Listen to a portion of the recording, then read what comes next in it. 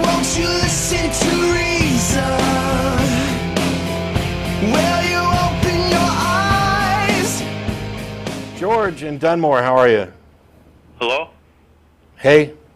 Yes, Matt and Tracie. Hey. Yeah, thanks for waiting. I would like to ask a question, if I may, and that is how the faith of an atheist differs from the faith of a theist, in your opinion. Now, you say that faith is gullibility, yet everyone has faith in something. No, they don't. Including yourselves. No, they don't. I disagree, sir. Everybody has faith in something. Well, you can disagree all day long, but I'm going to tell you what I mean by faith and why I don't have it. Faith is the excuse people give for believing in something when they don't have a good reason. If you have a good reason to believe in something, you don't need to make appeals to faith. Well, saying to have a good reason, that is an opinion, I believe. Well, if you say, I have a good reason to believe in this, that's your opinion. I might think differently. Yes, of course you could, but you could also be wrong. Yes, and so could you. Correct. So how do we go about determining which of us is actually right? Well, that's my question. You say that the faith of a theist is gullibility. Yes. Well, no, not the faith of a theist. I just say faith is gullibility. Doesn't mean it applies to theists. There are people who have faith in things like psychic healers and homeopathy and all sorts of other things, and that's also gullibility. And it is countered by education and an appeal to actually good, demonstrable standards of evidence. Well, now, if you don't know something for a fact, do you not have faith in it if you believe it to be true? When you say for a fact, are you saying anytime I'm not absolutely certain, am I using faith? Yes. No, I'm not using faith. There are plenty of things that we're not absolutely certain about, but we have reasonable levels of confidence based on good evidence. The fact that I might exercise inductive reasoning and might not be correct or might not be absolutely certain is irrelevant. And what do you think of the faith of someone who believes in God, who has faith that there is God and there are miracles? What do you think about that faith? It's gullibility. And yes. Now, they have the same confidence in the things that they believe in as you do. Yeah, the difference so why is is the their difference faith is gullibility? The difference is that I don't need any faith for the things that I believe in. My views, whether they are absolute certainty or not, which absolute certainty is virtually non-existent, are based on evidence that is demonstrable, investigated, falsifiable, things like that. Well, if I can use an example, and I will use gravity as an example. Sure. Do you not have faith that gravity exists, or do you know for a fact? Can you see? Are you watching the TV? No. Oh, because I'm holding the pin up in front of my face. Yes. And I just let it go and it fell. That's a clear. If anybody's God was even half as demonstrable as what I could do with this pin to demonstrate the truth of gravity, we would never be having these conversations. Well, now, you don't get to pretend that faith in God is equivalent to the faith in watching a pin drop. Those aren't the same things. They're not even the same ballpark. I don't understand why they're not the same things. Yeah. That's what I'm not getting here, because you've demonstrated that when you let go of a pen, it's going to fall. Yes. You have not demonstrated gravity. You have not proven that gravity was the cause of that. Oh, that's where you're wrong. Is gravity is the descriptive label that we put on that activity. That force. That apparent gravity force has an actual definition. Yes. How do you know that that is what is actually causing the pen to fall? Well, I'm not saying what is causing the pen to fall. I'm describing a phenomenon. Do you believe it is gravity which is causing the pen to fall? You're using gravity as an entity, as a causal agent. And I'm using gravity as a description of what happens, the attraction of items with mass. Right, which is gravity. So you believe that gravity exists. I believe that bodies of mass attract each other because this is demonstrable, and we label this phenomenon. But how do you know that it is the gravity, that it is the mass which is attracting the pen? I didn't say it was the mass that was doing the attracting. I'm demonstrating a phenomenon. Yes. Okay, demonstrate a phenomenon for your God. Miracles. Has there been a confirmed demonstrable miracle? Yes. Where? When? Well, I have seen a miracle Okay, how can we prove that you've seen a miracle? Well, I don't know how I'm going to prove it to you, to Well, convince can you demonstrate but you anything asked close me. to dropping a pen? No, I'm not talking about drop. I know you can drop a pen. Okay, well, I don't know, and neither does anybody else, that there can be miracles. As a matter of fact, every time we've investigated miracles, we've failed to confirm them. Well, you have also failed to confirm that it is gravity which is causing the pen to fall. Oh my gosh, George, I just told you. Gravity is the label that we put. My point is you have faith in science. I don't. I have confidence based on demonstrable evidence. See, now you're changing the terms around. Yes. I can say the same thing. Okay, about your myself. Confidence in a God. What is Yes. the evidence for that? What is the evidence that supports your confidence Well, that a now God exists? when I look at the world, I see a completely different world than you see. Clearly. I have become aware of the existence of God. I have seen miracles. How can you demonstrate I have this? listened to the teachings of the Bible. So and have to I. me, So have I. I have been George, convinced. George, And that George, I used to believe that stuff. I'm familiar with the teaching of the Bible. I'm asking you, how can you demonstrate this? I don't understand I know. what you're asking. I know, and that's part of the problem. But I don't See, the understand things that I how- believe are based on demonstrations and independent confirmation. Those sorts of things that are the result of critical thinking and scientific examination of the universe in which we inhabit. And how is it different from my examination? You have no science to back up your claims. Well, why do I have to have science? Because science is the single most consistently, demonstrably reliable pathway to discerning what we most best understand about reality. It is this process of examining evidence in the light of critical thinking to determine whether or not this evidence is sound, and the model that we've constructed from it, does it actually comport with reality? That is science. It is based on the logical absolutes, which. But science is changing all the time. No.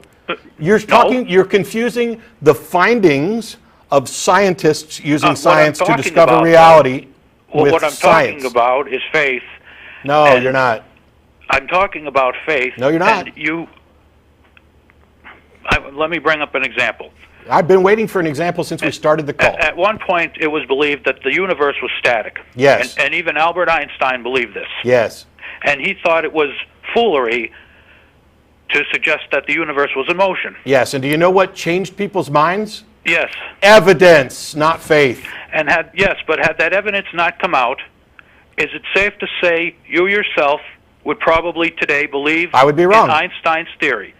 Yeah, So you would be putting your faith No, I'm not in putting faith. Einstein. You see, there's no.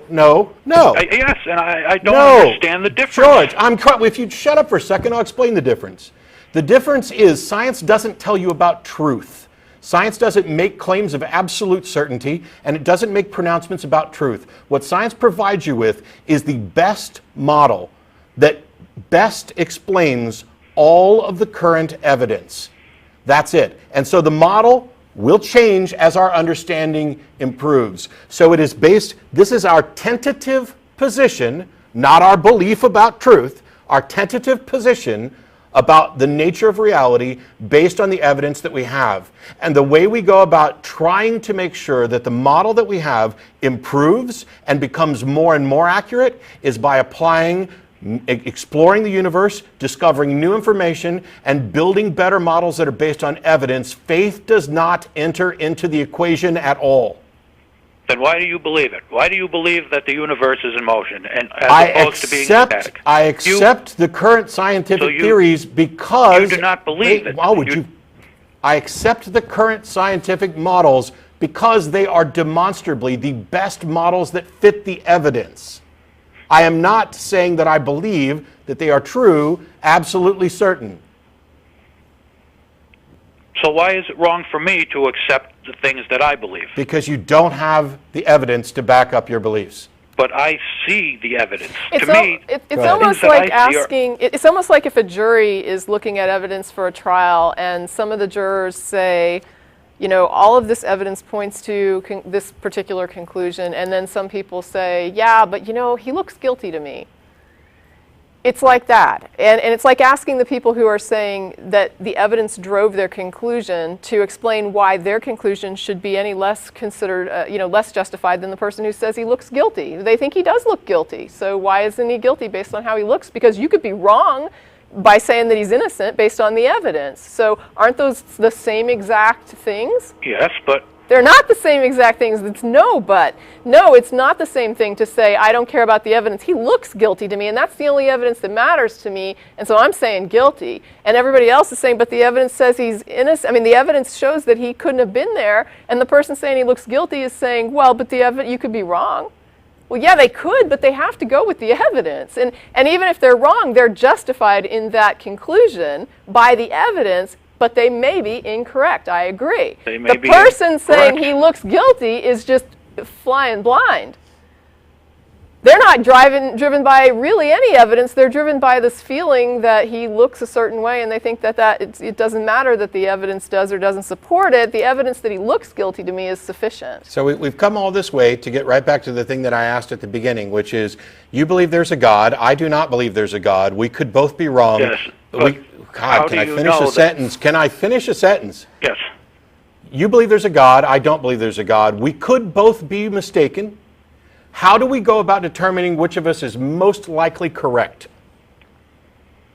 How do you know that you're the right one? How do you know that you're That's what I just asked. Right? Yes, how do you know that you're right? That's what I just asked. What process do we use to determine whether or not you are correct? Is it just a matter of opinion? No. So you're making a truth claim about the universe. How do we go about determining whether or not it's true? You need to see for yourself. You need to look at the evidence and think what it means to you. Oh, that sounds to me a lot like the opinion that you just said it wasn't. No, it's not an opinion. If you just say that you have to look at it and determine what it means to you, that's called opinion. Well, when you look at the universe, sir, you see it a certain way. Is that not your opinion? My subjective experience of the universe is not the same as an opinion about the universe. Do I have opinions about the universe? Yes, but I don't see. You're claiming that a God exists, and I'm saying I don't believe you. Yes, how do we determine whether or not your claim, whether or not we should believe your claim? Well, I could ask the same thing of you, sir. No, you couldn't. No, you couldn't. But you are preaching the fact that God does not exist. No, I'm not. No, I'm not. No, I'm not. And I started the show off by explaining this. I am not preaching that there is no God. Atheism is not the assertion that gods don't exist. Then what is the As I explained at the beginning of the show, atheism is the rejection of theistic claims. Theists assert that a God exists. Atheists do not believe that claim. Atheists do not believe that a God exists. That is not the same as believing that gods don't exist. Do you tell people that God does not exist, sir? No. You don't tell people that? No, because first they have to define their God and explain why they believe that he exists before we can have a discussion. Now, how do we go about determining whether or not your claim that a God exists is true or believable? Well, what methodologies? I still can't come down to the difference between the two faiths. The things that I have faith in, and the things that you have faith in, I do not see how one is gullible and one is reasonable. I know, and that's the problem, and the demonstration of the problem. Yes, the demonstration of the problem is that I have asked you repeatedly, what methodology can you propose that we can use to verify independently that your claim is true? And instead of answering it, or even suggesting an answer, all you do is keep coming back to, well, you have faith too. Well, I have answers, sir, but I know that you don't believe in those answers, and you think that they are laughable, so I don't even see the reason in bringing them up. So your methodology is one that I would reject, is what you're saying? Yes. Then why on earth are you using it? Well, because I believe it, sir. And So other it's people all about believe it. opinion. Methodology is just a matter of opinion. Does your methodology have any demonstrable accuracy? Is there a way to measure Can it how be good your method objectively is? tested? Can we determine how accurate your method is? Maybe, sir. I don't know. Maybe? So if you don't know if you can even determine how accurate it is, why are you depending on it? Why would you depend on something that is either that you can't even determine if it's accurate? It's like using a ruler where the numbers are all over the place and you have no idea if that ruler is accurate or not, and then you're going to claim that you're convinced that it's 6 inches. I still don't understand how you're so sure that the things that you believe in are accurate. First of all, First of all, George, we haven't talked about how certain I am of anything. I've talked about the how and why of how we go about doing this, but you're not going to deflect this back on me when you're sitting here admitting that you don't have a demonstrably reliable method. It's difficult to understand when I can't reflect it back on you and you won't give me your opinion. You're the one that claims that a God exists. And yes, and you claim he doesn't. No, I did not claim that he doesn't, which I've already explained 3 times now. You have a burden of proof, and you need to convince people that a God exists. And I wanted to know what methodology you would use to do that. And you can offer nothing other than things that you claim that I would reject. And you also have admitted that you have no way of determining how accurate your method is. Yes, and do you have the same to determine that he does not exist? No, I rely on oh my God, George, I did not say I determined he didn't exist. Why is this so hard for you? Well, I've said we're out of time now. We are completely out of time. I got to let you go. Please call again maybe next week, and we'll get into why I still haven't asserted that your God doesn't exist. You haven't even defined your God. I don't know whether or not I believe your God doesn't exist or not. Anyway, thanks to everybody who makes the show happen, and Tracie, and for being patient through all of that. Wow. For the last time, I didn't claim your God doesn't exist, but I might if you'd freaking define him. Oh my God, what are the odds I would have rolled that? 1 in 21. Or shoot, 18. No. It's 6:36.